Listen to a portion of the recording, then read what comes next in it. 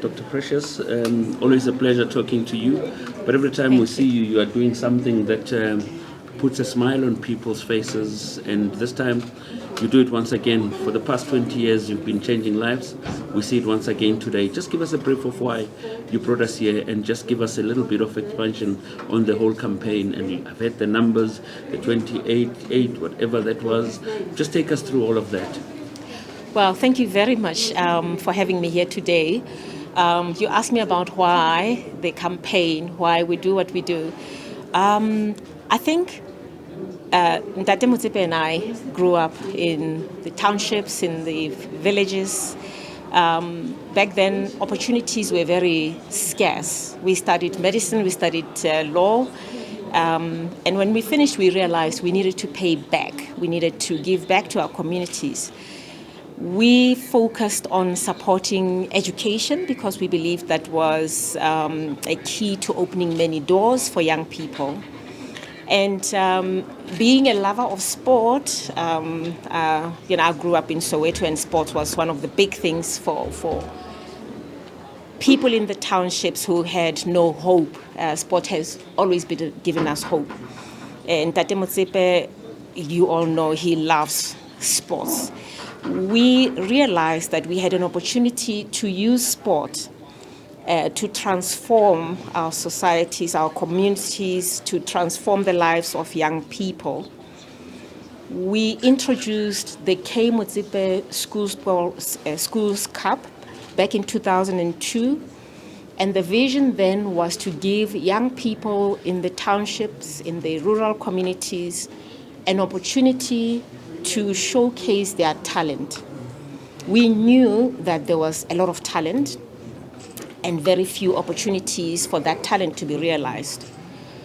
We started with a few schools and partnered with the Department of Education.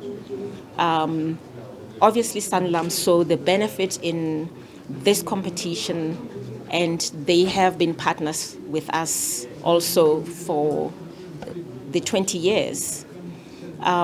What excites me about this competition and the support for schools football, as well as netball and the Eisteddfod, is that it is part of achieving the sustainable development goals that we set for ourselves. If you think about it, education is one of the SDGs. Children who participate in sports do well in schools. It has been shown that. It is part of ensuring that we address the mental health issues that are so rife amongst our young people. When you participate in sports, it makes you be part of a community. So there's a sense of belonging. Sports also has a way of lifting. So when you participate, you do not end up with, you're better able to manage stress. It also gives rise to, when we do the prizes, the schools that win use the prize money towards building classrooms, improving their science laboratories, making sure that there is proper grounds for the kids to play sports. So that's part of ensuring that we have good infrastructure in schools. So it's quality education, mental health, it's about infrastructure and more. So why we decided to enter into this area of sports development was because of those reasons and more. When we look at the young people who've been through this program, people like Percy Tau, who plays at an international level, Hlompho Kekana, an amazing man who started as a young person and is now a role model for many, many young people. Rowan Williams, amazing young person who now has also decided to give back to his community.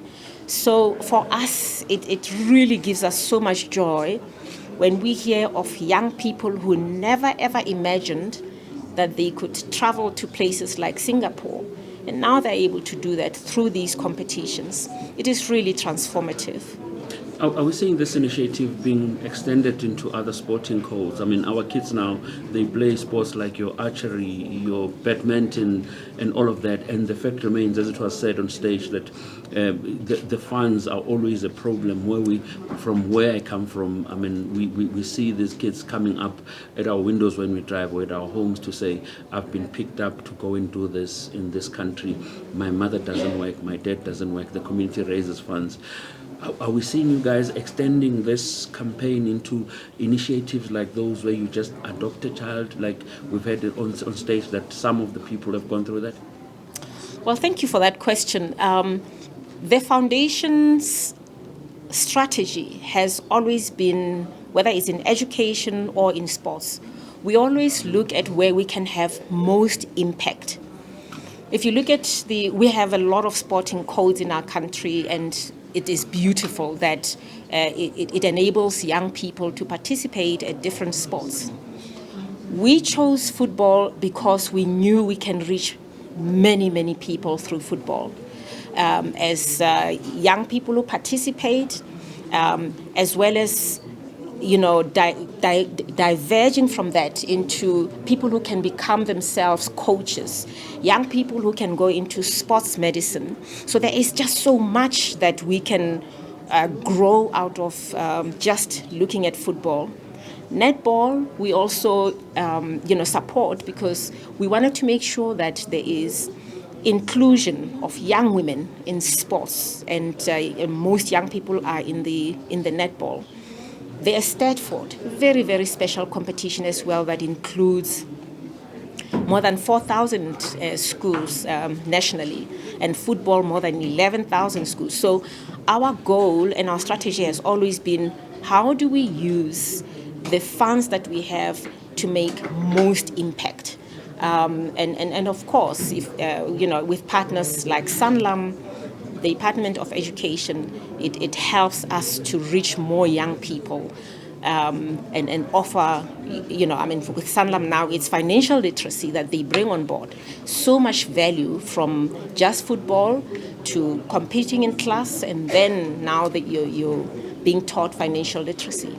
From my side, before we close it, what's next from your projects, from the Motsepe Foundation, Motsepe Schools, whatever that you guys are working on as the Motsepe Foundation, what's next that we can expect?